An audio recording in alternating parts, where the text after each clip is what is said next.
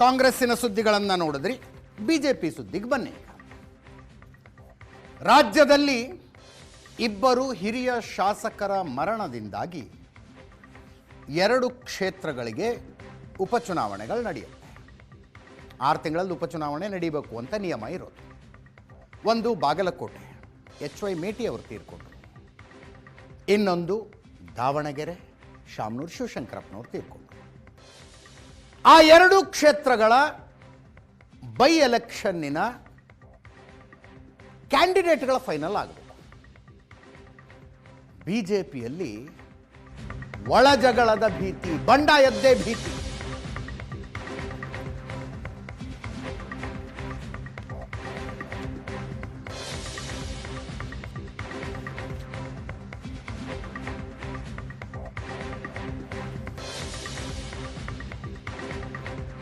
Channapatna, Shiggaon, Sandur by ಎಲೆಕ್ಷನ್ಗಳನ್ನು BJP ಸೋಲ್ತು ದೊಡ್ಡ ಹಿನ್ನಡೆಯಾಗಿದೆ.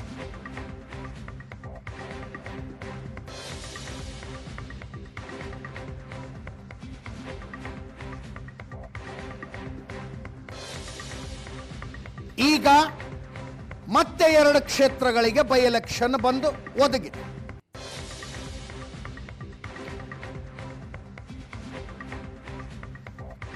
ಎರಡೂ ಕ್ಷೇತ್ರಗಳಲ್ಲಿ ಬಿಜೆಪಿಗೆ ಬಂಡಾಯ ಇದೆ.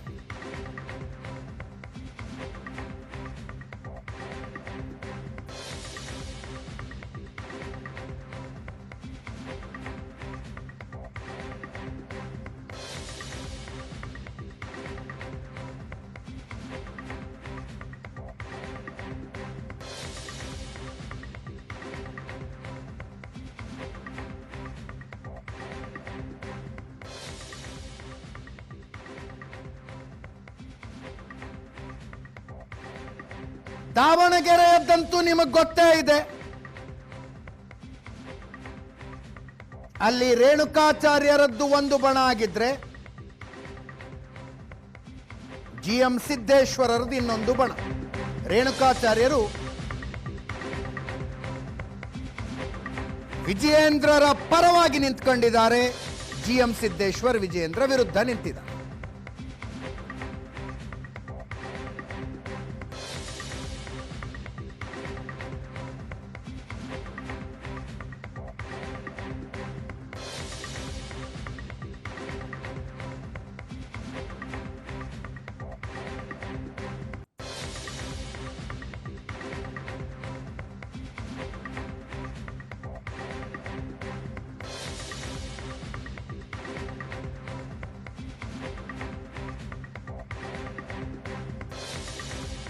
ಕಳೆದ ಸಲ 2023ರ ಚುನಾವಣೆಯಲ್ಲಿ ಶಾಮನೂರು ಶಿವಶಂಕರಪ್ಪನವರ ವಿರುದ್ಧ ಸ್ಪರ್ಧಿಸಿ ಸೋತವರು ಅಜಯ್ ಕುಮಾರ್.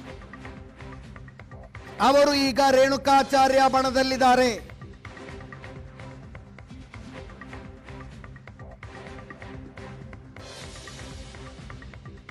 ಅವರಿಗೆ ಟಿಕೆಟ್ ಕೊಟ್ರೆ ವಿಜಯೇಂದ್ರ ವಿರೋಧಿ ಬಣ ಸಿಡಿದೇಳುವ ಸಾಧ್ಯತೆ ಇದೆ. ದಾವಣಗೆರೆ ಬಿಜೆಪಿ ಟಿಕೆಟ್ ಹಂಚಿಕೆನೇ ಗೊಂದಲ ಆಗಬಹುದು, ಗಲಾಟೆ ಆಗಬಹುದು.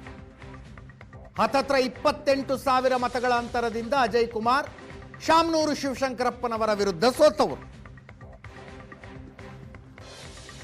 ಅವರಿಗೆ ಮತ್ತೆ ಟಿಕೆಟ್ ಕೊಡ್ತೀವಿ ಅಂತ ಹೊರಟ್ರೆ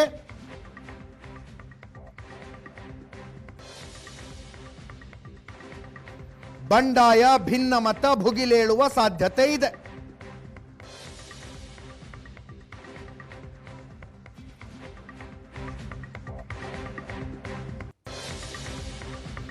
ಇನ್ನೊಂದು ಕಡೆ ಬಾಗಲಕೋಟೆ,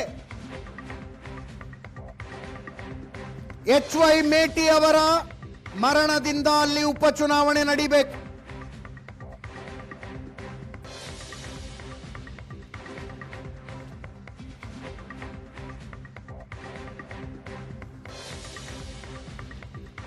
ಅಲ್ಲಿ ಅಣ್ಣ ತಮ್ಮಂದಿರ ಜಗಳ ಇದೆ.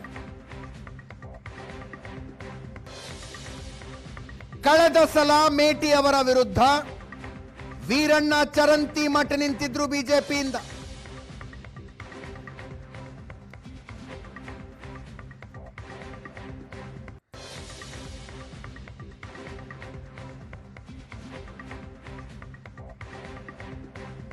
ಅವರ ವಿರುದ್ಧ ಅವರ ಸಹೋದರ ಮಲ್ಲಿಕಾರ್ಜುನ ಚರಂತಿಮಠ್ ಸ್ಪರ್ಧೆ ಮಾಡಿ 10,000 ವೋಟ್ ತಗೊಂಡ್ರು.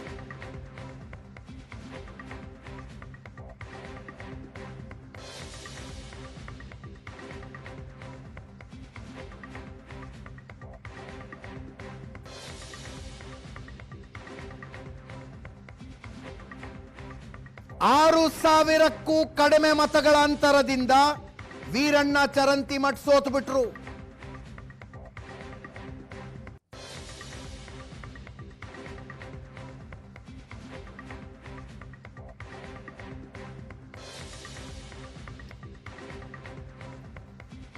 ಅಲ್ಲಿ CH ಪೂಜಾರ್ ಮತ್ತು ಚರಂತಿಮಠ್ರ ನಡುವಿನ ಒಂದು ಮುಸುಕಿನ ಗುದ್ದಾಟ ಇದೆ.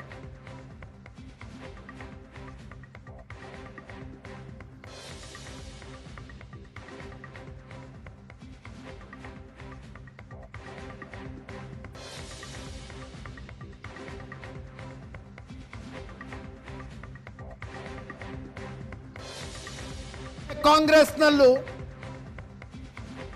ಬಾಗಲಕೋಟೆಯ ಟಿಕೆಟ್ಗೆ ಸಂಬಂಧಿಸಿದಂತೆ ಸತೀಶ್ ಜಾರಕಿಹೊಳಿ ಅವರ ನೇತೃತ್ವದಲ್ಲಿ ಸಭೆಯಾಗಿದೆ. ಕಾಂಗ್ರೆಸ್ನಲ್ಲೂ ಪೈಪೋಟಿ ಇದೆ ಟಿಕೆಟ್ ತಗೊಳ್ಳೋದಕ್ಕೆ.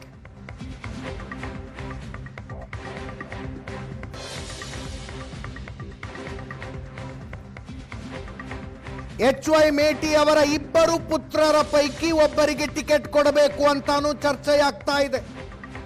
ಉಮೇಶ್ ಮೇಟಿ ಅಥವಾ ಮಲ್ಲಿಕಾರ್ಜುನ್ ಮೇಟಿ.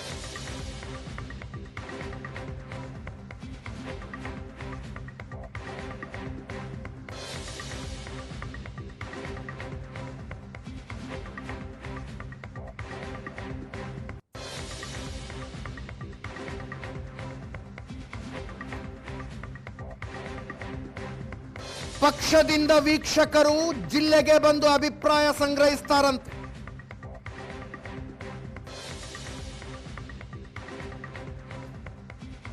ಸಚಿವ ಸತೀಶ್ ಜಾರಕಿಹೊಳಿ ಹಾಗೂ ಕಾಂಗ್ರೆಸ್ ಜಿಲ್ಲಾಧ್ಯಕ್ಷ ನಂಜಯ್ಯನ ಮಠರ್ ಮಾತಾಡಿದ್ದಾರೆ.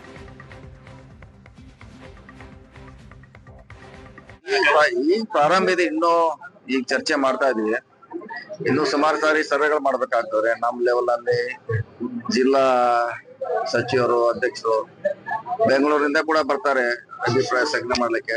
ನಮ್ಮ ಅಭಿಪ್ರಾಯ ಕೂಡ ಹೇಳ್ತೀವಿ. ಇದೆಲ್ಲ ಒಟ್ಟಾರೆ ಆದ್ಮೇಲೆ ಅಭ್ಯರ್ಥಿ ಫೈನಲ್ ಮಾಡ್ತಾರೆ. ಅವರು ಬರ್ತಾರೆ, ಬೆಂಗಳೂರಿಂದ ಬರ್ತಾರೆ, ಬೇರೆ ಬೇರೆ ಸರ್ವೆ ಮಾಡಿಸ್ತಾರೆ. ಇದೆಲ್ಲ ಆದ್ಮೇಲೆ ಅಭ್ಯರ್ಥಿ ಯಾರಂತ ಆಯ್ಕೆ ಮಾಡ್ತಾರೆ. ಎಷ್ಟು ಜನ ಆಕಾಂಕ್ಷಿಗಳ? ಇಲ್ಲ ಇನ್ನು ಯಾವ್ದಿಲ್ಲ. ನಾವು ಅದದ್ದೇ ಆ ವಿಷಯಕ್ಕಲ್ರಲ್ಲ ಇದ ಜಿಲ್ಲಾ ಸಚಿವರು ಎಲ್ಲಾ ಮುಖಂಡ ಕರೆದು ಒಂದ್ಸಾರಿ ಸಭೆ ಮಾಡ್ತೀವಿ. ಆಕಾಂಕ್ಷಿಗಳ ಲಿಸ್ಟ್ ಒಂದು ಬಾಳ ಇದೆ ಅಂತ ಕೇಳ್ಬಿಡ್ತೀವಿ. ಇಲ್ಲ ಇವತ್ತು ಯಾವ್ದು ಯಾವ್ದು ಬಂದಿಲ್ಲ. ಅವ್ರ ಕುಟುಂಬ ಬಿಟ್ರೆ ಬೇರೆ ಯಾರು ಹೇಳಿಲ್ಲ. ಕುಟುಂಬದಲ್ಲಿ ಸಹೋದರ ಅದೇ ಇದೆ, ಇಬ್ಬರು ಕೂಡ ಆಕಾಂಕ್ಷಿಗಳಿದ್ದಾರೆ. ಅದು ಅಂತಿಮವಾಗಿ ಬೆಂಗಳೂರಲ್ಲಿ ಫೈನಲ್ ಮಾಡ್ತಾರೆ. ಪ್ರಕ್ರಿಯೆ ಯಾವಾಗಿಂದ ಆರಂಭ ಆಗ್ಬೋದು? ಆರಂಭ ಆಗ್ತದೆ, ಇನ್ನೊಂದು ತಿಂಗಳು ಬಿಟ್ಟು ಆಗ್ತದೆ. ಸಿಎಂ ಅವರೇ ಫೈನಲ್ ಮಾಡೋದು. CM DCM ಅವರೇ ಮಾಡ್ತಾರೆ. ಅಂತಿಮವಾಗಿ ಅವರೇ ಏನಿಲ್ಲ, ನಾಯಕರ ಜೊತೆಗೆ ಚರ್ಚೆ ಮಾಡಿ ಅಭಿಪ್ರಾಯ ಸಂಗ್ರಹ ಮಾಡಿ ಅವರ ಅಭಿಪ್ರಾಯಗಳ ಆಧಾರದ ಮೇಲೆ ಯಾರು ಸೂಕ್ತ ಅನ್ನುವಂಥದ್ದು ಮಾಡ್ತೀವಿ ಅಂತ ಹೇಳಿ ನಮ್ಮ PWD ಮಿನಿಸ್ಟರ್ ಶ್ರೀಮಾನ್ ಜಾರಕಿಹೊಳಿ ಅವರು ಹೇಳಿದ್ದಾರೆ. ಅಂತಿಮವಾಗಿ ಪಕ್ಷದ ರಾಜ್ಯಾಧ್ಯಕ್ಷರು, ಮುಖ್ಯಮಂತ್ರಿಗಳು ತೀರ್ಮಾನ ತಗೋತಾರೆ ಅನ್ನುವಂತ ಮಾತನ್ನು ಹೇಳಿದ್ದಾರೆ. ಅಭಿಮಾನಿಗಳು, ಕಾರ್ಯಕರ್ತರು ಮೇಟಿಯವರ ಕುಟುಂಬಕ್ಕೆ ಯಾರಿಗಾದ್ರೂ ಕೊಟ್ಟರೆ ಒಳ್ಳೆಯದು ಅನ್ನೋ ಅಭಿಪ್ರಾಯ ಹೇಳಿದ್ದಾರೆ. ಆ ಅಭಿಪ್ರಾಯವನ್ನು ಅವ್ರು ಕೇಳಿದ್ದಾರೆ. ನಂತರ ಅವರು ತೀರ್ಮಾನ ಅವ್ರವ್ರು ಕೂಡ ಮಾಡ್ತಾರೆ. ನನಗ್ ಕೊಡ್ರಿ ಅಂತ ಕೇಳಿರ್ಬೇಕು. ಪೈಪೋಟಿ ಎಲ್ಲ ಕಾಣ್ತಾ ಇಲ್ಲ ಅವರಿಬ್ಬರ ಮಧ್ಯೆ. ಪೈಪೋಟಿ ನಮಗ್ ಕಂಡು ಬಂದಿಲ್ಲ. ಅವ್ರಿನ್ನು ಯಾರು ನನಗ ಕೊಡ್ರಿ ಅಂತ ನನಗಂಕರ ಕೇಳಿಲ್ಲ. ಕಾಂಗ್ರೆಸ್ ಪಕ್ಷ 137 ವರ್ಷದ ಪಕ್ಷ. ಬಹಳಷ್ಟು ಕಾರ್ಯಕರ್ತರು, ಅಭಿಮಾನಿಗಳು, ಮತದಾರ ಜಾಸ್ತಿ ಇಲ್ಲಿ ಉಳಿದವ್ರಕ್ಕಿಂತ. ಅದು ಇವ್ರ ಅವ್ರವ್ರ ಅಭಿಮಾನವನ್ನು ಅವ್ರು ಹಿಂಗ್ ವ್ಯಕ್ತ ಮಾಡ್ತಿರ್ತಾರೆ. ದೊಡ್ಡ ವಿಷಯ. ಆದ್ರೂ ಅಂತಿಮ ತೀರ್ಮಾನ ಪಕ್ಷದ ಹೈಕಮಾಂಡ್.